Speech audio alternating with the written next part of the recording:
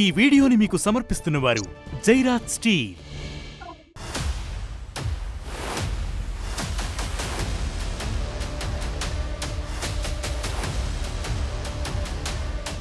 ఈ ఏడాది republic day వేడుకలకు యూరోపియన్ యూనియన్ అధ్యక్షురాలు Ursula van der లెయన్, European council అధ్యక్షుడు ఆంటోనియో కోస్టాను భారత్ ముఖ్య అతిథులుగా ఆహ్వానించడం అంతర్జాతీయ దౌత్య రంగంలో ఒక మైలురాయిగా నిలిచింది. 1950లో ఇండోనేషియా అధ్యక్షుడు సుకర్నోతో ప్రారంభమైన ఈ చీఫ్ గెస్ట్ సాంప్రదాయం కేవలం ఒక వేడుకగానే కాకుండా భారతదేశపు వ్యూహాత్మక దిశను, దౌత్య ప్రాముఖ్యతను ప్రపంచానికి చాటిచెప్పే ఒక శక్తివంతమైన సాధనంగా మారింది. జోసెఫ్ నెయ్ ప్రతిపాదించిన సాఫ్ట్ పవర్ సిద్ధాంతానికి అనుగుణంగా మిలిటరీ పవర్ లేదా ఫైనాన్షియల్ ప్రెషర్ ను ఉపయోగించకుండా తన విలువలు, సంస్కృతి, రాజ్యాంగ ప్రాధాన్యత ద్వారా ఇతర దేశాలను ఆకర్షించే గొప్ప అవకాశమిది. ముఖ్యంగా 2014లో నరేంద్ర మోదీ ప్రధాని తర్వాత ఈ వేడుకలకు దౌత్యపరమైన ప్రాముఖ్యత గణనీయంగా పెరిగింది. ఇది భారతదేశపు స్ట్రాటజిక్ అటానమీని చాటి చెప్పే సింబాలిక్ డిప్లొమసీగా మారింది. నిజానికి కోల్డ్ వార్ టైంలో ఈ గెస్ట్లను ఎంపిక చేయడం చాలా ఈజీగా ఉండేది. అప్పట్లో భారత్ ఎక్కువగా కొత్తగా స్వాతంత్ర్యం పొందిన పోస్ట్ కలోనియల్ దేశాల నాయకులను ఆహ్వానించేది. అయితే 1979లో అప్పటి మొరార్జీ దేశాయ్ ప్రభుత్వం భారత పర్యటనలో ఉన్న ఆస్ట్రేలియా ప్రధానమంత్రి మాల్కమ్ ఫ్రెషర్ ను రిపబ్లిక్ డే చీఫ్ గెస్ట్ గా ఆహ్వానించడం ఒక అరుదైన సంఘటనగా నిలిచింది.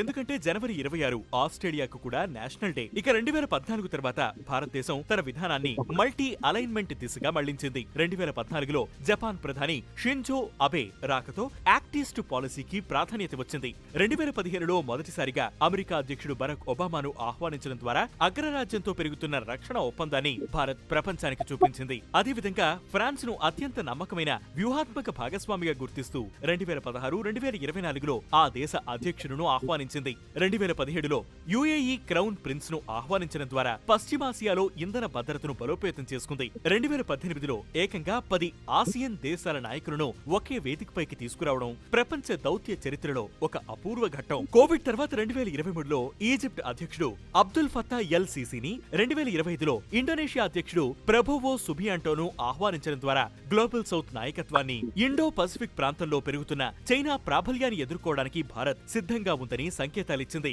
రష్యా తన విక్టరీ డే పరేడ్ల ద్వారా, చైనా తన సైనిక కవాతుల ద్వారా ప్రపంచానికి ఎలాంటి సందేశాలు ఇస్తాయో భారత్ కూడా తన జాతీయ గుర్తింపును దౌత్య సాధనంగా వాడుకుంటోంది. ప్రస్తుతం అమెరికాలో డొనాల్డ్ ట్రంప్ పునరాగమనంతో గ్లోబల్ మార్కెట్లో అనిశ్చితి ఏర్పడింది. ట్రంప్ అనుసరించే వాణిజ్య విధానాలు, మిత్రదేశాల కూటములపై ఆయనకున్న సందేహాలు, ఆంక్షల వల్ల ప్రపంచవ్యాప్తంగా మిడిల్ పవర్స్ ఇబ్బందులను ఎదుర్కొంటున్నాయి.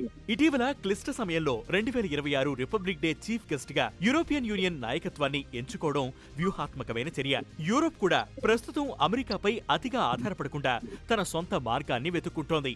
ఈ ఆహ్వానం ద్వారా భారత్ కేవలం పాశ్చాత్య దేశాల కూటమిలో ఒక భాగంగా మాత్రమే కాకుండా వివిధ దేశాలతో సమానంగా పనిచేయగల స్వాతంత్ర దేశంగా తనను తాను ఆవిష్కరించుకుంటోంది. ఈ వేడుక భారత్ ఒక ఆత్మవిశ్వాసం కలిగిన స్వాతంత్ర వ్యూహాత్మక శక్తిని నిరూపిస్తుంది.